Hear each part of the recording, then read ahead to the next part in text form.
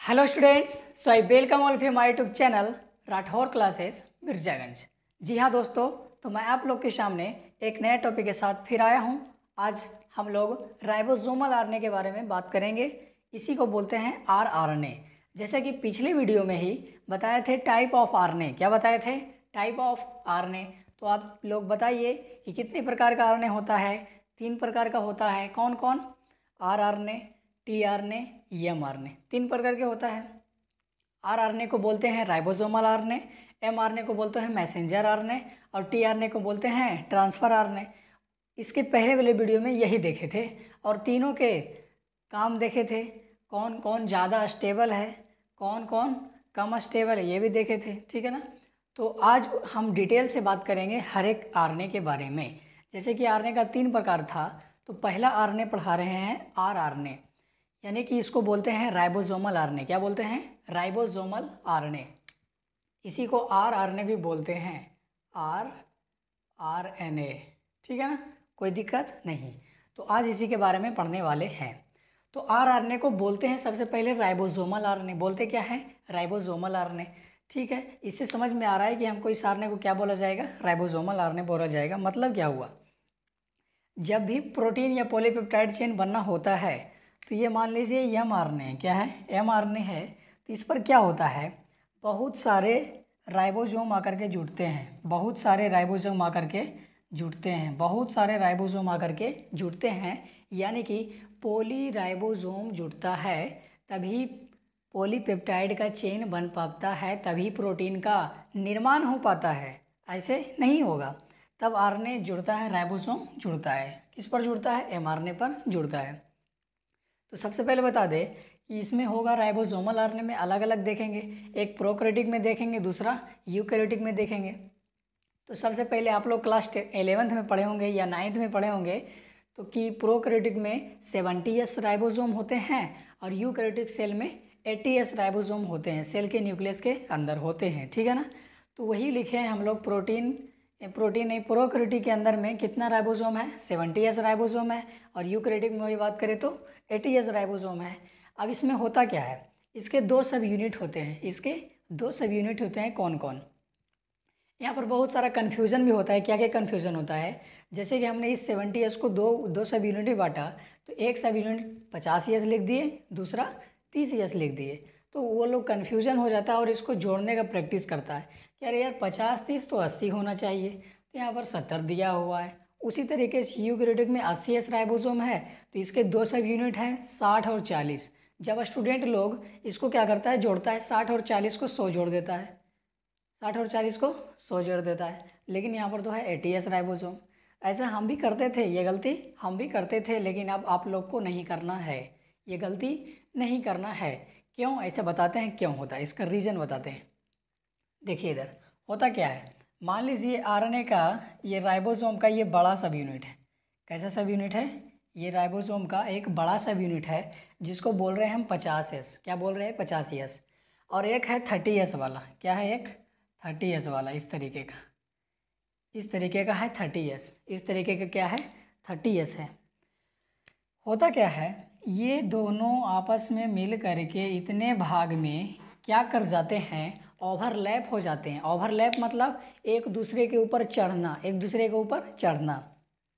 जैसे कि ये बड़ा सा यूनिट है और ये छोटा सा यूनिट है, तो इसके इतना वाला पार्ट इस पर क्या हुआ? चढ़ चुका है। इस पर क्या हो चुका है? चढ़ चुका है। तो वही तो हुआ है, बड़ा वाला सब यूनिट पर क्या हुआ है? छोटा वाला सब यूनिट इसके ऊपर चढ़ चुका है, मतलब उतना झप चुका है, वो एरिया नहीं दिखेगा। ठीक है ना। तो ये था मान लीजिए 50। क्या था? 50। और इसको बोल रहे थे 30। क्या बोल रहे थे? 30। तो इसीलिए जोड़ते हैं आप लोग कि 50 और 30 80 होना चाहिए, लेकिन यहाँ पर 70 क्यों है? तो 70 इसीलिए है क्योंकि कुछ पार्ट क्या हो गया है? ओवरलैप हो गया है। देखिए कुछ पार्ट क्या हो गया? ओवरलैप हो गया। इसीलिए इसको 50-30 जोड़ करके 80 नहीं 70 बोला जाता है। क्या बोला जाता है? 70। तो वही होता है प्रोकैरियोटिक में, राइबोसोम 70s होता है। वही बात करें यूकैरियोटिक में तो 80s होता है और इसका 2 सब यूनिट होता है 60 और 40। इसमें भी वही होता है। मान लीजिए ये बड़ा सब यूनिट है और ये है 60s। क्या है? 60s। और एक छोटा सा यूनिट है, इसको बोल रहे हैं 40s। इसमें क्या हुआ, इसमें भी वही हुआ, क्या हुआ, कुछ पार्ट ओवरलैप हो गया, क्या हुआ, इसका कुछ पार्ट ओवरलैप हो गया। तो 60 और 40 जोड़ करके तो 100 होता, ये तो हम भी जान रहे हैं भाई साहब, ठीक है होता, लेकिन रुको ज़रा सब्र करो, इसमें देखो हुआ क्या है, आखिर में बात क्या है। तो ये बड़ा वाला सब यूनिट है और छोटा वाला सब यूनिट जा करके इस दूसरे पर क्या हो चुका है, चढ़ चुका है, यानी कि ओवरलैप कर चुका है, कुछ पार्ट इसका क्या हो जाता है, ओवरलैप हो जाता है। तो इतना सा पार्ट ओवरलैप हो गया, यानी कि इसमें से मान लीजिए तो 20 वाला पार्ट क्या हो गया, ओवरलैप हो गया। तो 60 40 100 होता था, लेकिन 20 वाला पार्ट ओवरलैप हो गया, इसलिए क्या हो गया, 80s राइबोसोम।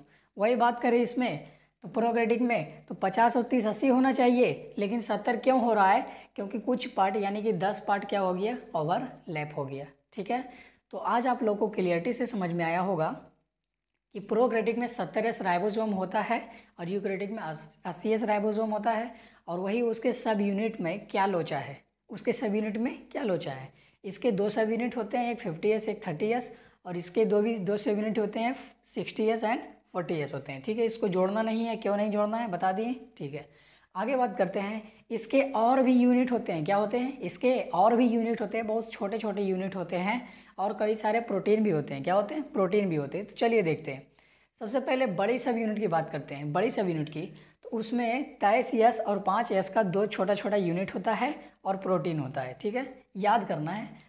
बड़ा सब यूनिट है 50S, किसका, प्रोकैरियोटिक वाला का बड़ा सब यूनिट में दो है, एक 23S है और दूसरा 5S है। ठीक है, और प्रोटीन तो सब में है, देखो प्रोटीन प्रोटीन प्रोटीन सगरो है। ठीक है, तो ये बात ये ध्यान रखना। अब छोटे सब यूनिट की बात करते हैं, तो छोटा सब यूनिट में 16S होगा और प्रोटीन होगा, 16S होगा और प्रोटीन होगा। तो बड़ा सब यूनिट में क्या हुआ, 23 और 5, 23 और 5, याद कीजिए 23 और 5, 23 और 5 हो गया, और कुछ भाग क्या हो गया, प्रोटीन हो गया। अब छोटा वाला सब यूनिट की बात करेंगे तो 16, केवल 16S। ठीक है, ये हो गया प्रोकैरियोटिक। आगे बात करते हैं यूकैरियोटिक की, तो यूकैरियोटिक में क्या होगा, दो भाग है, बड़ा यूनिट भी है छोटा यूनिट भी है।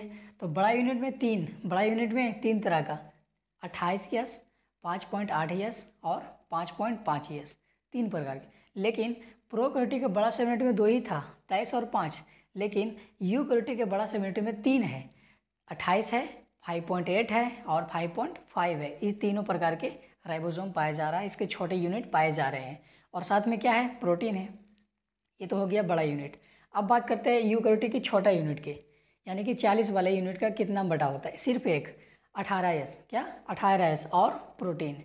अगर जो हम प्रोकैरियोटिक में पूछे कि प्रोकैरियोटिक का छोटा यूनिट क्या था, तो 16S था, याद कीजिए, देखिए 16S और प्रोटीन है, छोटा वाला यूनिट है। वही अगर जो यूकैरियोटिक के छोटा वाला यूनिट में क्या हो जाएगा, 18S और प्रोटीन हो जाएगा। ठीक है, तो ये ध्यान देना है, इसको याद कर लेना है। फिर बात करते हैं कि राइबोसोम जो बोल रहे हैं, राइबोसोम आखिर में है क्या।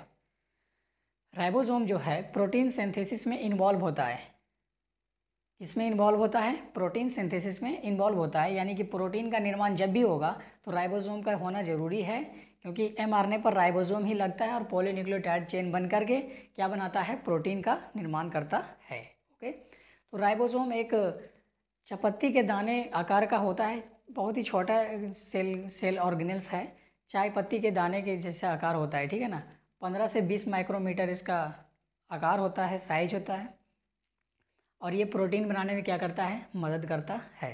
ओके, और क्या है इसमें से, और एक बात है कि ये मान लीजिए सेल है, क्या है, ये सेल है, सेल के अंदर क्या है, ये न्यूक्लियस है, सेल के अंदर न्यूक्लियस है, और न्यूक्लियस के अंदर भी बहुत छोटे छोटे न्यूक्लियोलस पाए जाते हैं। क्या पाए जाते हैं, न्यूक्लियोलस। न्यूक्लियस के अंदर एक छोटे संरचना को न्यूक्लियोलस कहते हैं, इसको क्या बोलते हैं, इसको बोलते हैं न्यूक्लियस, और इसको न्यूक्लियोलस, दोनों में अंतर है। ये न्यूक्लियस मतलब केंद्रक और ये न्यूक्लियोलस मतलब केंद्रिका। ठीक है ना, तो देखो थोड़ा सा अंतर है, ये केंद्रक है ये, और ये केंद्रिका है।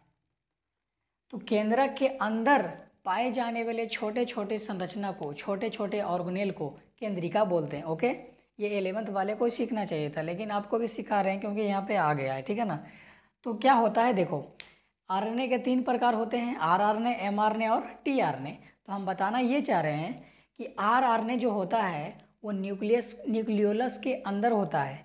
आरआरएनए कहाँ होता है, न्यूक्लियोलस के अंदर।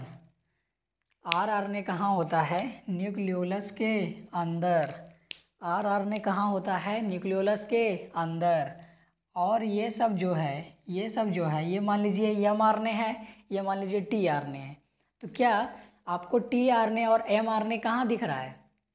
न्यूक्लियोलस के बाहर, न्यूक्लियोलस के बाहर। लेकिन न्यूक्लियोलस के अंदर कौन है? आरआरएनए। कौन है? आरआरएनए है। तो ये जो रेड वाला हम बनाए हैं ये हो गया आरआरएनए,